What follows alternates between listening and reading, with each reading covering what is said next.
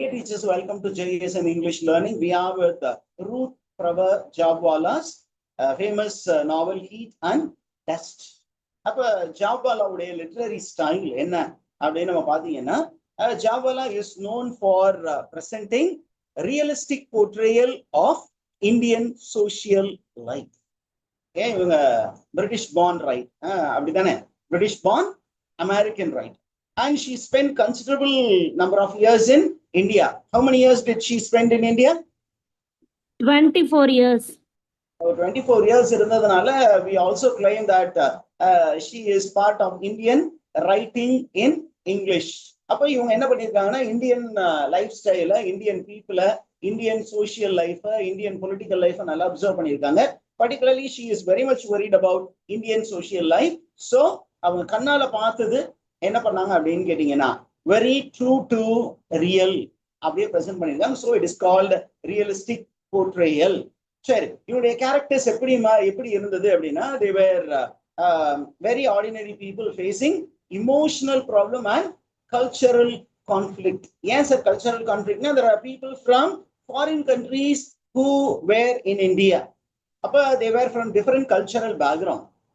கலாச்சார பின்னணியில இருந்து வந்திருக்கிறாங்க, வேற வேற கலாச்சார பின்னணி அப்படின்னு வரும்போது என்ன ஆகுது அப்படின்னா, கிளாஷ் ஆகுது. யோசிச்சு பாருங்களேன், நம்முடைய ரீஜன் தான், ஆனா ஒரு மாவட்டம் இன்னொரு மாவட்டம் அப்படின்னு வரும்போது, ஒரு ஃபேமிலி இன்னொரு ஃபேமிலி, அதுவே பெரிய பிரச்சனையா இருக்கு.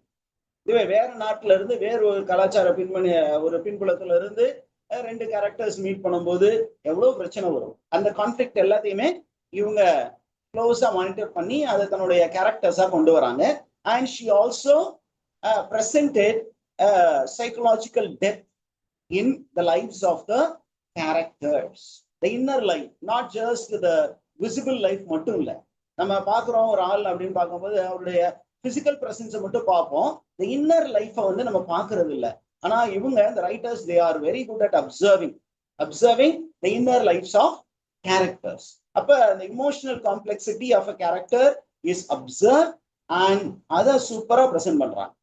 அண்ட் இவங்களுடைய ரைட்டிங் ஸ்டைல்ல ரொம்ப முக்கியமான ரெண்டு எலிமெண்ட் என்ன அப்படின்னா, one is irony, the other one is satire. What do you mean by irony teachers? Irony and writing style, how do you define it?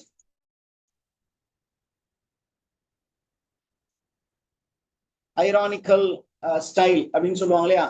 What do you mean by irony?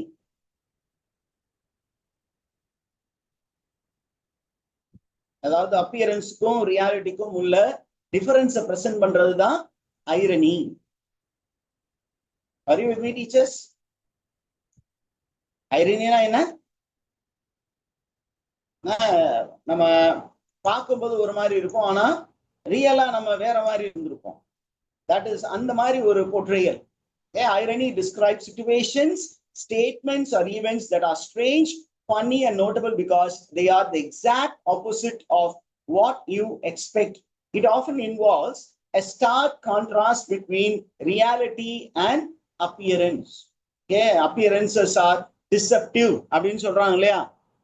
மின்னுவதெல்லாம் பொண்ணல்ல. பார்க்கும்போது ஒரு ஆள் பளபளப்பா இருக்கிறான் அப்படிங்கிறதுனால அவன் ரொம்ப நல்லவன்லாம் கிடையாது. வெள்ளையும் சொல்லையுமா இருக்கிறவங்க, நான் அடிக்கடி சொல்றது உண்டு, இந்த வெள்ளையும் சொல்லையுமா இருக்கிறவங்க எல்லாம் ரொம்ப நல்லவங்க அப்படின்னு சொல்ல முடியாது. நம்பர் 1 பொறுக்கிகள் கூட அந்த மாதிரி சூப்பரான காஸ்டியூம்ல இருப்பாங்க. பாக்குறது ரொம்ப வெரி குட் பர்சனாலிட்டின்னு சொல்ற மாதிரி அவுட்வர்ட் அப்பியரன்ஸ் இருக்கும், ஆனா உள்ள வந்து பூவமே ஓடிட்டு அந்த மாதிரி விஷயங்களை அப்படியே பிரசன்ட் பண்றது. That is called irony. And she is also using satire. எதுக்கு அப்படின்னா, to expose the social pretensions and hypocrisies of people. Social pretensions அப்படின்னா சமூகத்துல நல்லவங்க மாதிரி நடிக்கிறது, ஆனா ரியல் லைஃப்ல வேற மாதிரி இருக்குது. ஓகே, எனக்கு எதுடா நீங்க வெள்ளையும் சொல்லையுமா தெரியணும் அப்படின்னு சொல்லுவாங்க இல்லையா? அந்த மாதிரி இருக்கக்கூடிய. Is the information clear teachers? இவனுடைய நாவல்ல ஒரு பெரிய ஹைலைட் என்ன அப்படின்னு கேட்டீங்கன்னா, whenever there is a story, there will be always a perspective. Perspective, the angle from which the story is narrated. எந்த கோணத்துல கதை சொல்லப்படுகிறது. இவங்க ஸ்டோரியில பாத்தீங்கன்னா எப்பொழுதுமே there will be dual perspective. என்ன perspective இருக்கும்? Dual perspective.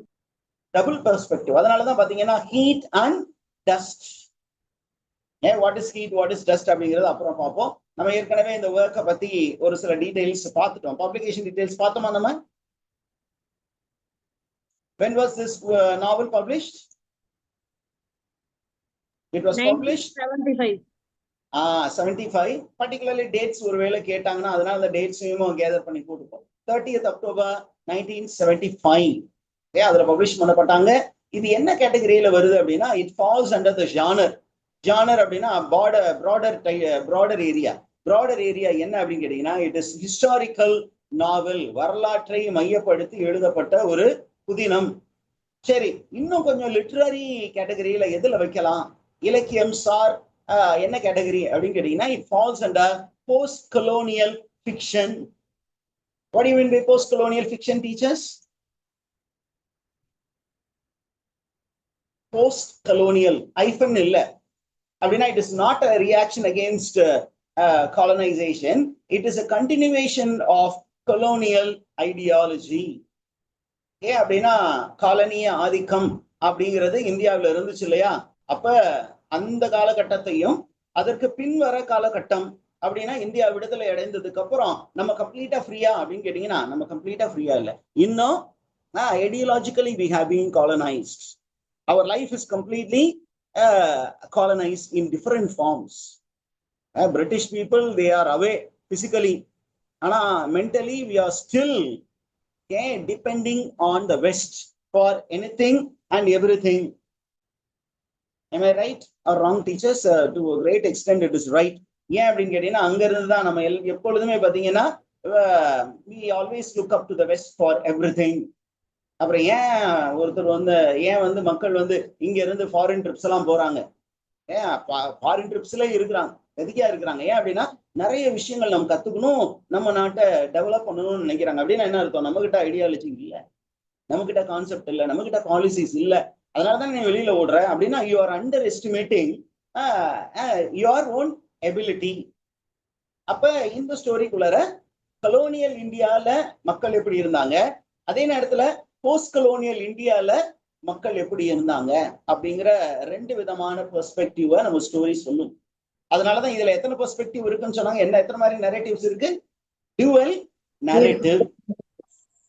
அப்ப வாட் இஸ் த செட்டிங் அப்படின்னு கேட்டீங்கன்னா அந்த novel has two interesting setting. One is a story that took place in 1923 in the past, colonial Indiaல, அதாவது ப்ரீ இண்டிபெண்டன்ட் ஈரால ஒரு story, அடுத்தது post independent ஈரால ஒரு ஸ்டோரி. இந்த ரெண்டு ஸ்டோரிக்கும் சிமிலாரிட்டிஸ் இருக்க போகுது, அதை பார்ப்போம். ரைட். இந்த நாவலுக்கு என்ன அவார்டு கிடைக்கப்பட்டது அப்படின்னு கேட்டீங்கன்னா this novel won Booker Prize Award in 1975, and this was also adapted into a movie. Okay, what teachers? நம்ம அந்த ஹிஸ்டாரிக்கல் கான்டெக்ட் நம்ம ஏற்கனவே சொல்லி இருக்கிறோம். என்ன அப்படின்னு கேட்டீங்கன்னா இந்த நாவல் is set both in colonial India and post colonial India. colonial India அப்படின்னு கேட்டீங்கன்னா பிரிட்டிஷ் வேர் ரூலிங் இந்தியா.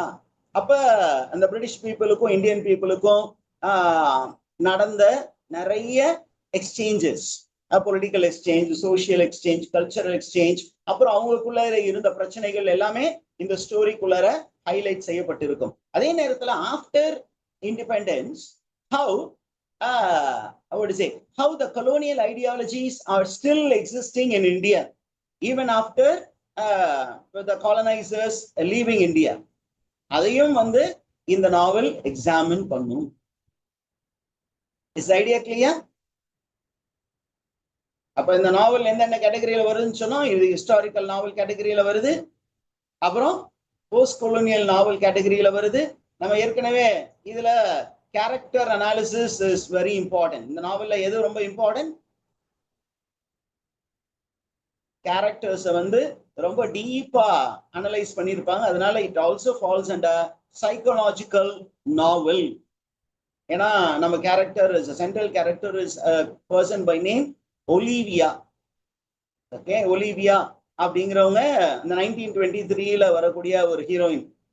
அந்த ஒலிவியாவுடைய ஸ்டோரியும் அதே நேரத்துல த பிரசன்ட் டைம்ல there is a narrator. இந்த ரெண்டு பேருடைய ஸ்டோரியும் என்ன ஆக போகுது அப்படின்னு கேட்டீங்கன்னா they almost appear like a mirror. Okay, அந்த 1923 நடந்த கதையும் இந்த 1970 நடக்கிற கதையும் ஏறக்குறைய ஒரே மாதிரி இருக்க போகிறது. அதே நேரத்துல நம்ம பாத்தீங்கன்னா இந்த ஸ்டோரிக்குள்ளார பாத்தீங்கன்னா the character, the central character is traveling to different places. அதனால இது narrative, travel narrative அப்படிங்கிற கேட்டகரியில இந்த நாவலை வந்து சேர்க்கலாம். ரெண்டாவது ரொம்ப முக்கியமானது என்ன அப்படின்னா இதுல the main character is a female. அதனால அந்த female கேரக்டருடைய search for freedom and that character's self determination அதை பத்தி இந்த நாவல் பேசுறதுனால this novel is also a feminist novel. இந்த இன்ஃபர்மேஷன் எல்லாம் கிளியரா இருக்கா? இதுல ஏதாவது டவுட் இருக்கா? No, sir. ரைட். இப்போ டோட்டல் நம்பர் ஆஃப் சாப்டர்ஸ் எத்தனை, சில நேரங்கள் அந்த மாதிரி கொஸ்டின்ஸ் எல்லாம் வருது. இன்னும் ட்ரெயினர் நான் உங்களுக்கு சொல்லிடுறேன், லாஸ்ட் டைம் சரி நெட்டில் ஒரு சில டைம் என்ன பண்ணியிருக்காங்க அப்படின்னா இந்த மாதிரி சின்ன நாவல்ஸ் இருக்கு இல்லையா, இந்த நாவல்ல அந்த டைட்டில் இருக்குல்ல, அந்த நாவலுடைய ஒவ்வொருக்கும் ஒரு சாப்டர் டைட்டில் இருக்கும்ல, இது எப்படி சார் எடுக்கிறது அப்படின்னா நாவல் பிடிஎஃப்னு போட்டு நீங்க நெட்ல இருந்து எடுத்து சும்மா ஒரு கிளான்ஸ் பார்த்து வச்சுக்கோங்க. அதுல ஏதாவது கேட்சியா ஏதாவது சாப்டருடைய டைட்டில் இருந்தா சம்டைம் கொஸ்டின் பேப்பர் செட்டை ரேண்டமா ஒரு கொஸ்டின் செட் பண்ணலாம் அப்படின்னு கேட்கும்போது which of the following novel has a title, chapter title, chapter number 12, அதனுடைய டைட்டில் இப்படி உள்ள நாவல் எது அப்படின்னு ஒரு 4 ஆப்ஷன் கொடுத்துறாங்க. அதனால சும்மா அப்படியே ஒரு ரேண்டமா பெரிய நாவல் எல்லாம் பார்க்க வேண்டாம், சின்ன நாவல் இருக்குல்ல, அந்த 12 சாப்டர் 10 சாப்டர் 9 சாப்டர் அந்த மாதிரி இருக்கிற மாதிரி இருக்கு இல்லையா, அதே மாதிரி மல்டி வால்யூம் நாவலா இருந்தா எத்தனை வால்யூம்ஸ் இருந்தது, 2 பார்ட் நாவல் 3 பார்ட் நாவல்லாம் இருக்குல்ல, அந்த மாதிரி எந்த நாவல்ல இருக்கு அப்படிங்கிற ஒரு டேட்டாவை மட்டும் கொஞ்சம் ரிவைஸ் பண்ணி வச்சுக்கோங்க. சரி, இந்த நாவல்ல மொத்தம் எத்தனை chapter? There are 12 chapters and the chapters alternate between Olivia River's story in colonial India 1923 and the unnamed narrator story in post-colonial India 1970. Okay, அப்ப நம்ம பிரசன்ட்ல தொடங்கி பாஸ்ட்ல போய் திரும்பி பிரசன்ட் பாஸ்ட் அப்படின்னு ஸ்டோரி மாறி மாறி மாறி மாறி வரப்போம்.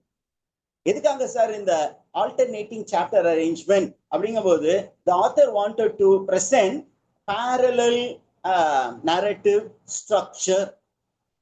ஏன் எதுக்கு அப்படின்னு கேட்டீங்கன்னா அந்த கடந்த காலத்துல ஒரு கேரக்டர் அவங்க எப்படி வாழ்ந்தாங்க, அதே மாதிரி இன்னொரு பெண் கேரக்டர் எப்படி வாழ்றாங்க அப்படின்னு 2 பேருக்கும் உள்ள ஒப்புமையை காட்டுறதற்காக.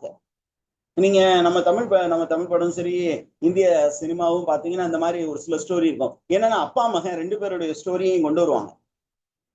அப்ப மகனுடைய ஒரு சில மேனரிசம் இருக்கும், அதை காட்டும் பொழுது அப்படியே டக்குன்னு என்ன பண்ணுவாங்க, ஒரு கேரக்டருடைய மைண்டுக்குள்ளார கேமராவை கொண்டு போற மாதிரி அவங்க யோசிச்சு பார்ப்பாங்க, இவங்க அப்பா இப்படித்தானே நின்னாரு, இப்படித்தானே எல்லாரையும் கமாண்ட் பண்ணாரு அப்படின்னு யோசிக்கும் போது ஆகா பாகுபலி இந்த பையனுக்குள்ளார வந்துட்டாரு.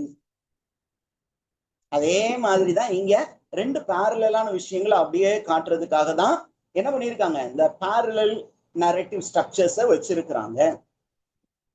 Okay, is the information clear? Now, what are the major themes that are discussed in the novel Heat and Dust? அப்படின்னு கேட்டீங்கன்னா history and memory is discussed, cultural encounter அதை பத்தி பேசியிருக்காங்க, colonialism post colonialism பத்தி பேசியிருக்காங்க, female identity பத்தி பேசியிருக்காங்க, freedom and self discovery பத்தி பேசியிருக்காங்க, and the cyclical nature of human experience பத்தி பேசியிருக்காங்க. ஓகே, இப்போ இந்த ஸ்டோரி எப்படி அப்படின்னு கேட்டீங்கன்னா there is unnamed narrator. இந்த unnamed narrator என்ன பண்றாங்கன்னா she is actually investigating into a character in the past. அந்த கேரக்டர் பேர் என்ன, ஒலிவியா ரிவர்ஸ். ஒலிவியா ரிவர்ஸ் அப்படிங்கிற ஒரு கேரக்டர் இருக்காங்க இல்லையா, அவங்கள பத்தி தெரிஞ்சுக்க முயற்சி பண்றாங்க. ஒலிவியா ஏர்லி லைஃப் இன் என்ன பிளேஸ், சாட்டிபூர். அப்ப அந்த ஒலிவியாவுடைய லைஃப் ஸ்டோரி அப்படியே ஓபன் பண்ணி நமக்கு சொல்றாங்க. அந்த ஒலிவியா அப்படிங்கிறவங்க என்ன பண்றாங்க, ஒரு ஃபாரின் கண்ட்ரில இருந்து இங்க வர்றவங்க. And she gets in to contact with the Nawab. And அந்த நவாபோடு அவங்களுக்கு ஒரு ஃப்ரெண்ட்லி ரிலேஷன்ஷிப். அந்த ஃப்ரெண்ட்லி ரிலேஷன்ஷிப் பின்னாடி எப்படி மாறுது அப்படிங்கிறத பத்தி ஒரு டீப் ஸ்டடி பண்ணியிருக்காங்க, த கேரக்டர் ஸ்டடி. ஓகே, அதுக்கப்புறம் the consequence of Olivia's choices, and we also find the narrator at present இருக்காங்களா அந்த narrator, அவங்களுடைய லைஃப் சாய்ஸஸும் எப்படி சிமிலரா இருந்தது, அது ரெண்ட பத்தியும் இந்த நாவல்ல சொல்லி இருக்கிறான். அப்ப நம்ம ஸ்டோரியில எத்தனை நரேட்டிவ் இருக்குன்னு சொன்னோம்? ஒரு நரேட்டிவா, ரெண்டு நரேட்டிவா? அந்த நரேட்டிவ் ஸ்ட்ரக்சர். அதுல ஃபர்ஸ்ட் நரேட்டிவ் யாரை பத்தி அப்படின்னா ஒலிவியா ரிவர்ஸ் அப்படிங்கிற ஒரு பெண்மணியை பத்தி 1923 நடக்கக்கூடிய ஸ்டோரி இது. ஆக்சுவலா அந்த 1923 அப்படிங்கும் போது it is actually the setting is British colonial rule in India. சரி, இந்த ஸ்டோரி எப்படி சார் ரிவீல் ஆகுது அப்படின்னு கேட்டீங்கன்னா, through the letters that Olivia Rivers have written. அவங்க நிறைய லெட்டர்ஸ் எழுதியிருக்காங்க, அவங்களுடைய டைரி என்ட்ரி இருக்கு, அவங்களுடைய மெமரி இருக்கு, ஃபேமிலி ரெக்கார்ட் இருக்கு, அந்த மாதிரி விஷயங்கள். அப்ப அந்த ஒலிவியா ரிவர்ஸ் எப்படி இந்தியாவுக்கு வந்தாங்க, அங்க வந்து ஒரு இந்தியன் நவாபோடு ஓகே அவங்க எப்படி கனெக்ட் ஆனாங்க, ஃபைனலா எப்படி அந்த கொலோனியல் சொசைட்டி இவங்களை ஒதுக்குச்சு அப்படிங்கிறத பத்தி ஒரு நரேட்டிவ் இருக்கு. அதை அப்படியே ஃபோக்கஸ் பண்ணி பார்க்குறோம். அடுத்தது தி செகண்ட் நரேட்டிவ் இஸ் அது அன்நேம்டு நரேட்டர், நம்ம பிரசன்ட் டைம்ல இருக்கிறான் 1970s. But the novel, when it comes to the narrative story, it is told in first person narrative. Okay, என்ன narrative வருது? First person narrative. சரி, அப்ப ஒலிவியா ரிவர்ஸ் உடைய story எந்த நரேட்டிவ்ல வரலாம் சொல்லுங்க? தேர்ட் பர்சன் லிமிட்டட்னு ஒரு நரேட்டிவ் டெக்னிக் ஒன்று இருக்கு, கேள்விப்பட்டிருக்கீங்களா? தேர்ட் பர்சன்ல ரெண்டு விதமான நரேட்டிவ் இருக்கு. தேர்ட் பர்சன் omniscient narrative அப்படின்னா அது author himself gets into all the characters, அவங்களுடைய இமோஷன்ஸ் ஃபீலிங்ஸ் எல்லாத்த பத்தி பேசுவாங்க. ஓகே, இங்க பாத்தீங்கன்னா தேர்ட் பர்சன் லிமிட்டட் நரேட்டிவ் அப்படிதான் நான் ஒரு இடத்துல பார்த்தேன். So I am just placing what is found in research works. ஓகேவா டீச்சர்ஸ்? ஸோ அந்த ரெண்டு விதமான நரேட்டிவ், அதை பத்தி இன்ஃபர்மேஷன் உங்களுக்கு சொல்லியாச்சு. சரி, இப்போ அந்த ஒலிவியா ரிவர்ஸை பத்தி இன்ஃபர்மேஷன் நமக்கு சொல்றாங்கல்ல, அப்ப என்ன டெக்னிக் அவங்க ஃபாலோ பண்ணியிருக்காங்க, ஸ்டோரி டெல்லிங் டெக்னிக் அப்படின்னா it is called flashback techniques. என்ன டெக்னிக்? ஃபிளாஷ்பேக் டெக்னிக் பயன்படுத்தி இருக்காங்க. Very good. இப்போ நம்ம என்ன பண்ண போறோம் அப்படின்னா we are going to get into the detailed plot summary. எவ்வளவு க்ளோஸா அந்த நாவல்ல நம்ம ஃபாலோ பண்ணி சொல்ல முடியுமோ அப்படி ஸ்டோரி சொல்ல போறோம். So we will break here and start after